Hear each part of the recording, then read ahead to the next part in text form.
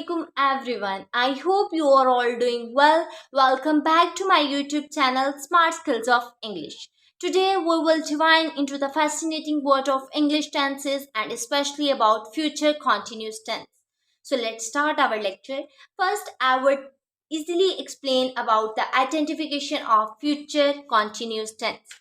सबसे पहले मैं आपके साथ शेयर करूंगी इसकी पहचान यानी कि फ्यूचर कॉन्टिन्यूस टेंस की क्या पहचान होती है, यानी कि हमें किस तरह पता चलेगा कि ये जो सेंटेंस दिया गया है ये आया फ्यूचर का है, पास्ट का है, प्रेजेंट का है।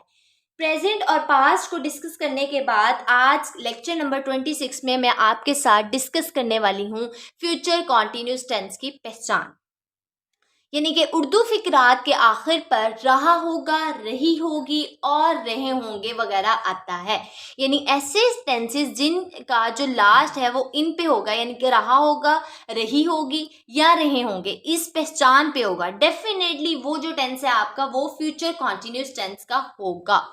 इसकी कुछ मिसालें मैं आपको बताऊंगी जिससे आपको इजीली पता चल जाएगा कि आपने किस तरह पहचान करनी है टेंसेस की कि आया ये फ्यूचर का है, प्रेजेंट का है या पास्ट का है। सो पहली मिसाल हमारी ये है, मैं कल इस वक्त घर जा रहा हूँगा। ये मुस्तकबिल में होने वाला काम है, यानी ये आपका इरादा है। अभी मैंने कुछ टेंसेस में आपको बताया था प्रीवियस, अगर आप लोग मेरे लेक्चर्स देख रहे हैं तो आपको पता होगा कि जो फ्यूचर है वो हमने इजीली इसको डिस्क्राइब किया था कि मुस्तकबिल यानी कि ऐसा कोई काम जो आप किसी काम का इरादा रखते हो या वो आपने मुस्तकबिल में करना हो या वो आपकी विश हो, वो फ्यूचर को शो करता है। ठीक है, तो ये मेरा इरादा है कि मैं कल इस वक्त घर जा रहा हूँगा। तो ये जो टेंस था ये आपका था फ्यूचर कॉन्टिन्यूस टेंस। दूसरा टेंस आपका ये है, पुलिस चोर को ढूंढ रही होगी। ये भी टेंस जो है आपका ये फ्यूचर कॉन्टिन्यूस टेंस है और आपने देखा होगा इन दोनों सेंटेंसेस के लास्ट में आया है रहा होगा और रही होगी, यानी ये फ्यूचर कॉन्टिन्यूस को शो कर रहे हैं। अब मैं आपके साथ शेयर करूंगी इसका स्ट्रक्चर। स्ट्रक्चर में हमारे पास सबसे पहले है सब्जेक्ट, उसके बाद है विल भी एंड शैल भी। तो अगर आपको याद हो तो हमने देखा था कि जो हमने simple present future indefinite tense बनाया था ना, उसमें सिर्फ हमने विल और शैल यूज़ किया था, लेकिन कॉन्टिन्यूस टेंस में आपने यूज़ करना है विल भी और शैल भी plus first form and plus ING and plus object.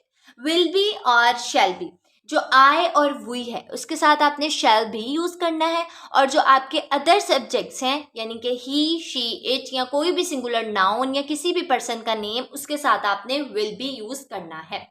अब मैं इसकी कुछ एग्जांपल्स आपके साथ शेयर करूंगी जिससे आपको पता चल जाएगा कि शैल बी और विल बी किस सेंस में यूज़ करना है और उस सेंटेंस को हमने ट्रांसलेट किस तरह करना है। सो पहली एग्जांपल हमारी ये है, मैं तुम्हें इसके बारे में याद दिलाता रहूँगा। टेंस है हमारा फ्यूचर कॉन्टिन्यूस का, इसको ट्रांसलेट हम इसलिए करेंगे, मैं क्या है, आई है और आई के साथ आपने शैल भी यूज करना होता है। I shall be reminding you about this, मैं तुम्हें इसके बारे में याद दिलाता रहूंगा। ठीक है, दूसरा टेंस है आपका, धोबी कपड़े धोता रहेगा। Washer man will be washing clothes, यानी वॉशर मैन है आपका सिंगुलर है और सिंगुलर के साथ आपने विल भी यूज करना है, और वही वॉशिंग क्लोथ्स यानी कि आपने first form plus ING and plus object आ जाएगा। Washerman will be washing clothes. तीसरी एग्जांपल हमारे पास ये है, तुम्हारा भाई अब उर्दू पढ़ रहा होगा। Your brother will be reading Urdu now, यानी कि ये जो सेंटेंस था हमारा ये फ्यूचर कॉन्टिन्यूस टेंस का था जिसमें आपको इजीली शो हुआ कि हमने विल भी यूज़ करना है और शैल भी यूज़ करना है।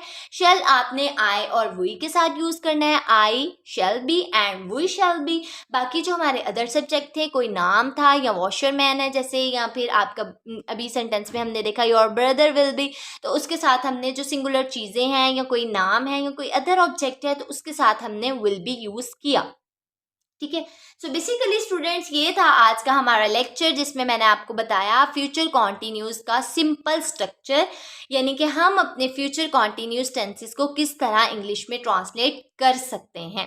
बहुत आसान टेंस है, इंशाल्लाह आपको अच्छे से समझ आया होगा। कॉन्टिन्यूस के सारे टेंसेस बहुत ईजी हैं, जैसे इसमें आपने हेल्पिंग वर्ब चेंज करना होता है, फर्स्ट फॉर्म लगानी होती है, आईएनजी और प्लस आपका ऑब्जेक्ट हो जाता है। पर रिमेंबर दैट पॉइंट कि आपने जब टेंस को ट्रांसलेट करना है है तो आपको उसकी पहचान यानी आइडेंटिफिकेशन होनी चाहिए, आया ये सेंटेंस प्रेजेंट का है, पास्ट का है या फिर फ्यूचर का है। जब तक हमें उसकी पहचान नहीं होगी, उस सेंटेंस की हमें आइडेंटिफिकेशन नहीं होगी, आपके टेंसेस कभी भी ठीक हो ही नहीं सकते।